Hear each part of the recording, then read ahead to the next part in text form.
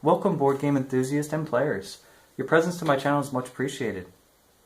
I love researching, learning, and playing board games, and I hope you guys are here because you do the same. Looking for the perfect one by weighing the options of several highly rated games can be exciting. Also looking at player count, game duration, complexity, and all the different ways that the game can be played is something that can be pretty joyful. I personally don't like spending a ton of money on mediocre games. That's why I do a lot of research. I am pretty selective in my buying. I want something that I'll play over and over again. And I also normally get games that have a two-player option available to avoid having to organize people to come over just to play the game. I feel that if I just had one person who wants to come over for, one board game, that's not that hard. But if you have to organize 3, 4, 5 different people, it can be a little bit more complicated. So if there is a two-player option, I'm all on board at looking at that game. Some games do two players pretty well and are a lot of fun. Others can struggle or even unbalance the game by making play one-sided or unwinnable pretty quickly for one of the people playing. If you like the sound of any of these games, please click the affiliate links in the description below. Here is my list of top 5 board games for 2 or more players. My number 5 pick is CV, published by Guarana. It is a 2 to 4 player game. It is 10 plus and it takes about 60 minutes to play. CV is a game where you are living out your life from childhood, which are these cards, all the way through your old age, which goes to that deck. It utilizes a Yahtzee style system to obtain various symbols to afford up to 2 cards each of your turns. These cards improve your CV or resume and also gives you things like extra dice or tokens to use in the coming rounds for more options. This game is very light-hearted and funny, adding absurd things to one's resume such as childs and sports cars. It also has cards that even hurt you a bit, such as a job at your dad's company that gives you decent money but also some bad luck each round. Another fun aspect of this game are the good luck and the bad luck rolls.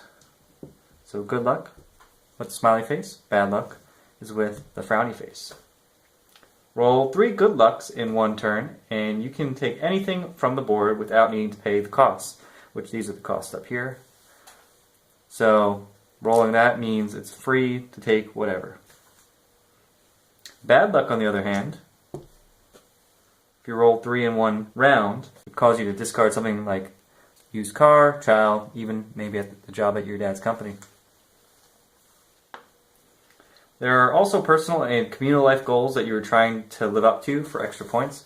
These are the communal goals. For a 2-player game, you'd only have 1 communal goal, and you'll each have 1 personal goal, which is different and hidden from all other players except yourself. The best aspect of this game is setup. It takes only a few minutes of shuffling decks, and you are ready to play. Overall, this game is very fun with 2 players. With the goofy artwork, which adds so much character and humor to the game. This game can be competitive, but a lot of luck is involved, taking away the tension between players, focusing more on the dice. You can't really control what Lady Luck wants you to roll. So number 4 is Pandemic. You guys probably have heard of Pandemic. Pandemic is by Z-Man Games, and it's a 2 to 4 player game, at least in the basic version. Pandemic is a cooperative game where everyone is working as a team in various roles to save the world from 4 infectious diseases. The game is literally trying to kill you.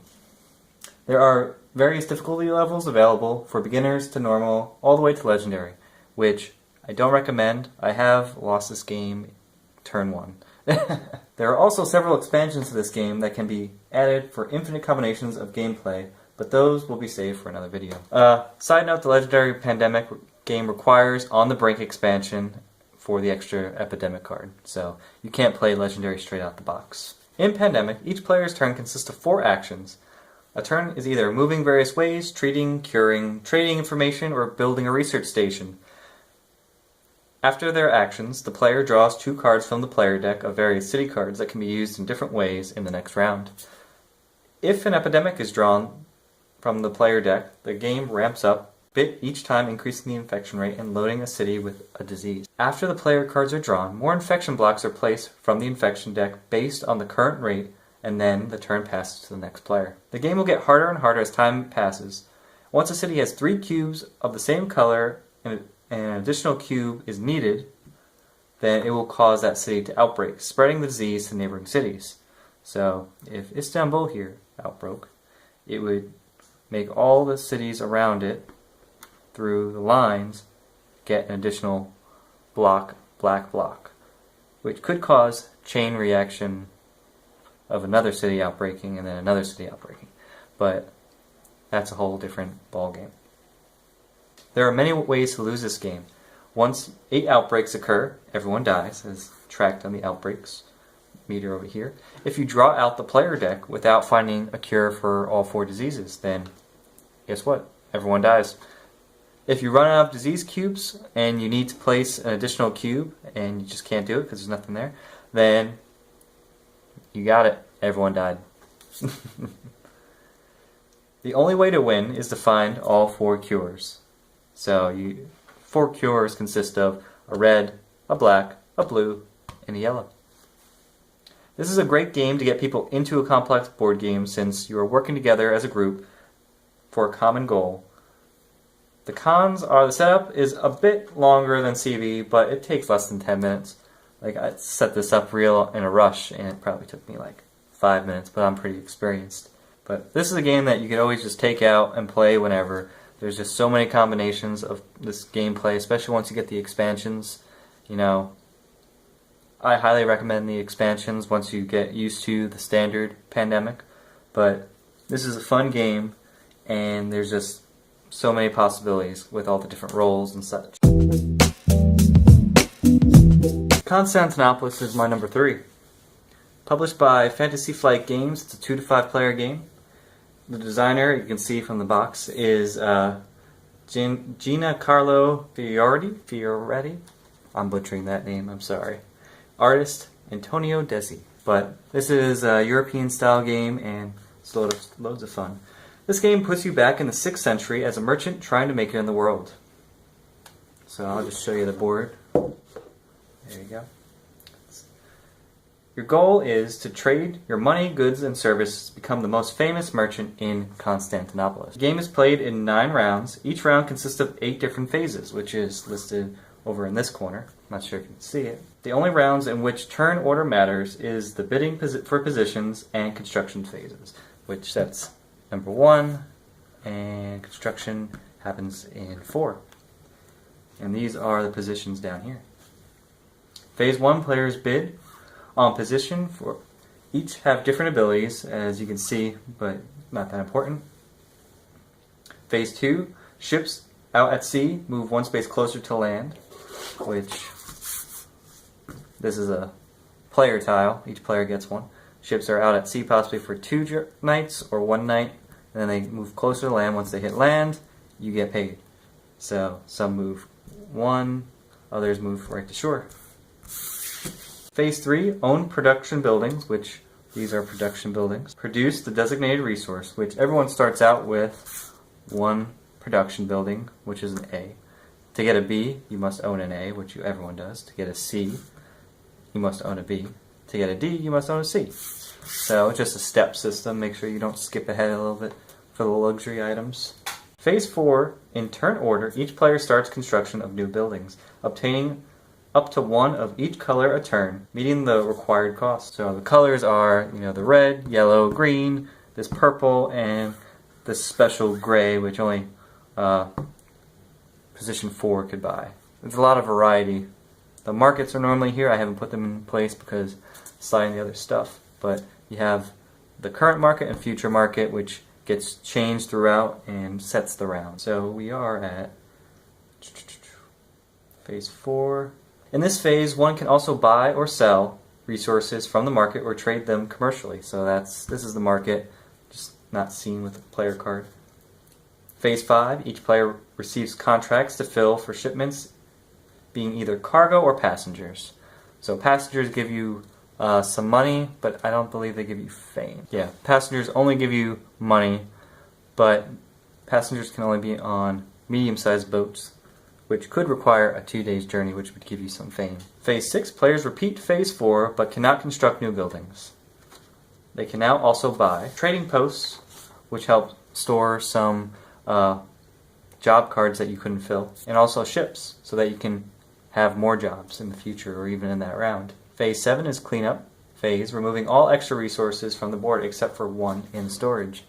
So your storage down to 1. Phase 8, the market changes and the round is over. This game really makes me feel like a merchant trying to find the perfect use of my goods. There is a sense of scarcity in a 2-player version since there is only one copy of each building in the game. This game has many ways to win, fame, and the positions help balance the players This game has many ways to win fame, and the positions help balance the players very well, making a 5-player game very involved. Even when you fall behind in fame, you keep looking for the perfect contract to fill or that niche market that hasn't been exploited yet. There are even some fame points you don't get added until the very end, so the last round can be pretty intense, with the mass shipments and contracts being filled last minute. Setup time for this game is a bit longer than CV, but probably close enough to Pandemic once you remember how to set up the board. It doesn't take that long. Overall, for a 2-player game, it's very well set up that, even though there's only one building of each type, it makes it so that, if there's a building that you must have, that has to be your first priority. I know for playing with one person, she always has to get the extra storage every time because she loves having that extra storage. That's just the person she is. So, first time she can get it, that's what she's going for. Constantinopolis, I would highly rate this game as one that will be in my collection for a long time. It's very worth the money. Number 2 is Robinson Crusoe, Adventures on the Curse Island. By Ignacy, can't say that name, but we'll go with it. And it's produced by Portal Games for 1 to 4 players. So picture you're stranded on this cursed island where animals, weather, and famine are trying to kill you.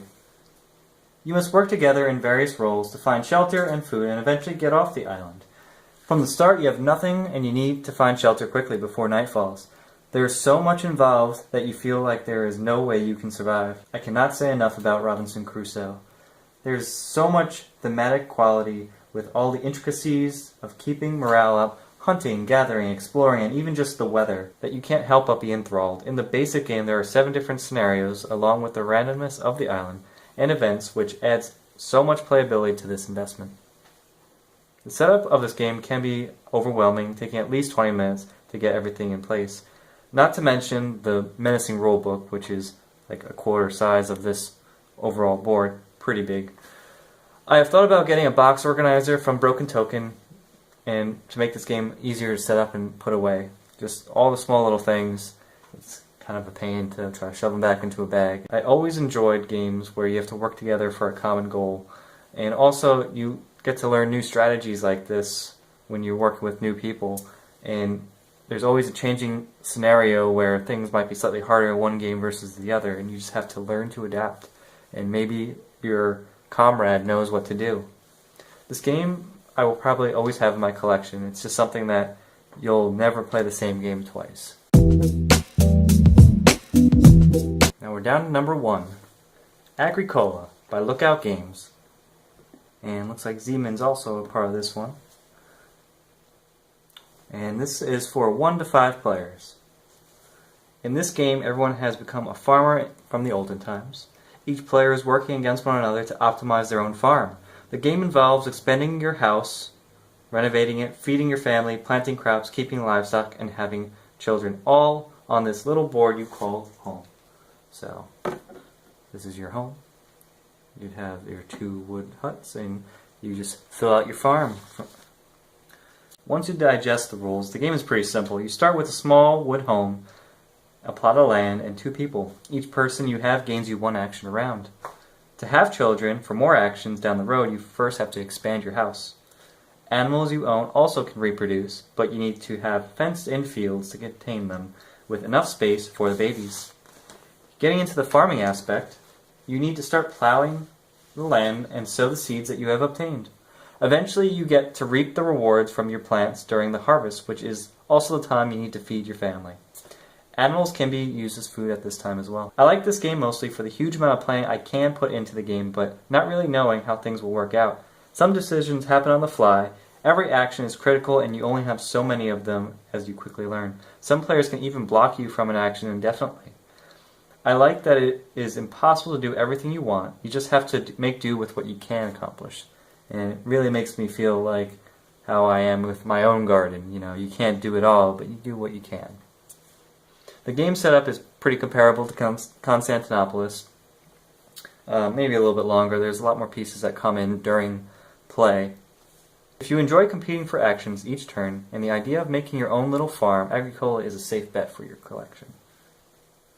The game is super versatile and allows for many different playstyles to win. There is even a family version included as well to make things a bit simpler. So the family version, you just flip this board over and removes the occupation, adds a little bit extra. Occupations can be pretty complex, changing your game style completely. But yeah, you just have this build stable instead. And the cards that go down this row are also slightly different. Because as you add more players, you add more of these cards, which add more actions. But yeah, occupations really change the board game very much so. Well, that's my list for top 5 board games for 2 or more players. Let me ask you guys, what are your favorite 2-player games? Tell me your thoughts in the comments below. I have included affiliate links to buy these games from Amazon in the description. I appreciate you all for watching and hope you have found it useful. Side note, the Petri dishes come from one of the expansions, so don't be surprised if you got this and you don't see the Petri dishes. They are pretty cool. They come with, I think, In the Lab.